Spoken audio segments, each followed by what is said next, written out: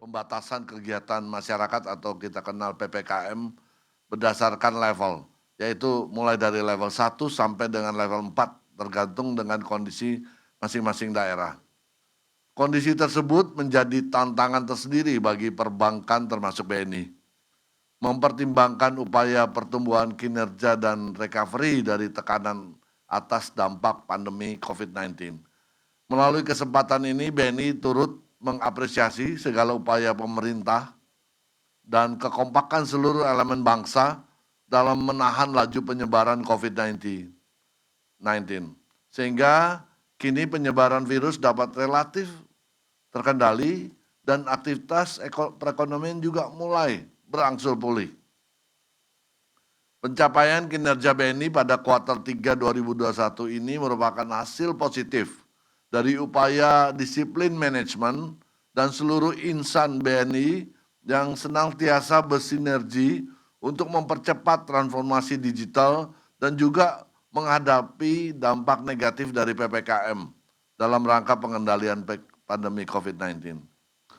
Sampai dengan kuartal ketiga tahun 2021, BNI berhasil mencatat pertumbuhan laba bersih sebesar 73,9% secara year on year atau yaitu 4,3 triliun pada kuartal 3 2020 menjadi 7,7 triliun pada kuartal 3 2021.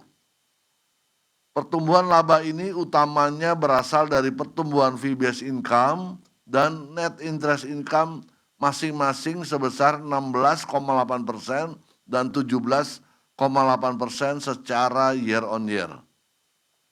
Pencapaian ini juga merupakan hasil dari transformasi digital yang salah satunya ditujukan untuk penguatan kapabilitas dalam transaksional banking. BNI mencatat kinerja penghimpunan dana murah atau KASA yang sangat sehat. Salah satu faktor pendukung kredit yang juga solid, di mana komposisi dana murah atau KASA mencapai 69,7% dari total dana pihak ketiga atau tertinggi dalam 10 tahun terakhir. KASA tumbuh 8% year on year, yaitu dari 431,3 triliun pada kuartal 3 2020 menjadi 465,7 triliun pada kuartal ketiga 2021. KASA mendominasi DPK yang juga tumbuh 1,4% year on year dari 659,5 triliun menjadi pada kuartal 3 2020 menjadi 668,55 triliun pada kuartal 3 2021. Pertumbuhan KASA tersebut berdampak pada penghematan beban bunga sebesar 10 basis point dari kuartal sebelumnya. Selanjutnya saya persilakan Bu Novita, Direktur Keuangan, untuk menyampaikan mengenai lebih lanjut terkait kinerja keuangan BNI serta agenda transformasi korporasi. Silakan Bu Novita. Terima kasih Pak Royke. Pendapatan operasional sebelum pencadangan BNI atau PPOP ini berhasil tumbuh 21% year on year dengan yang tercapai dengan adanya struktur pendanaan atau funding berbiaya murah yang kuat, di mana berkontribusi dalam recovery NIM sebesar 50 basis point secara year on year. Pendapatan bunga bersih atau NII ini meningkat 17,6% year on year, yaitu dari 24,39 triliun dari kuartal 3 2020 menjadi 28,7 triliun pada kuartal 3 2021. Pertumbuhan NII ini merupakan efek pendistribusian kredit BNI yang masih tumbuh 3,7% year on year, yaitu dari 550,07 triliun rupiah pada kuartal 3 2020 menjadi 570,64 triliun rupiah pada kuartal 3 2021.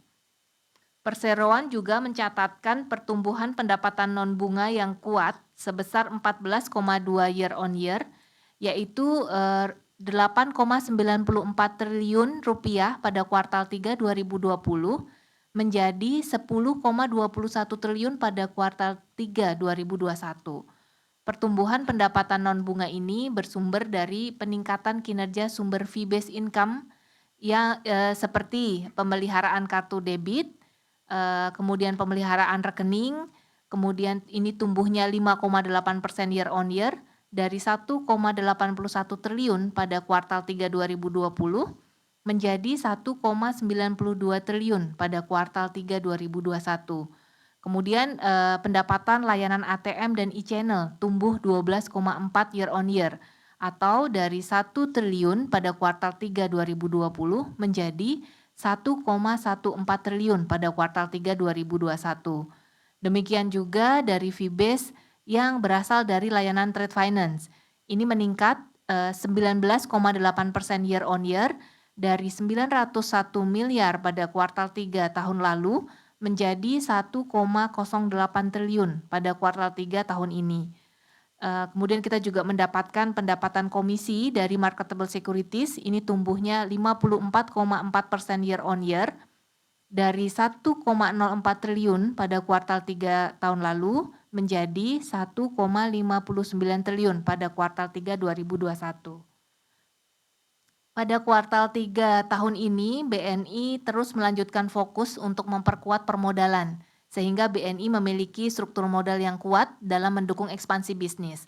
Pada bulan September 2021, BNI sukses menerbitkan 600 juta US dollar perpetual bond dengan 2,7 kali oversubscribed, atau ini di atas jumlah yang ditawarkan, yang dapat dikategorikan sebagai tambahan modal inti utama bagi BNI. Penerbitan ini merupakan yang pertama dilakukan oleh perbankan di Indonesia.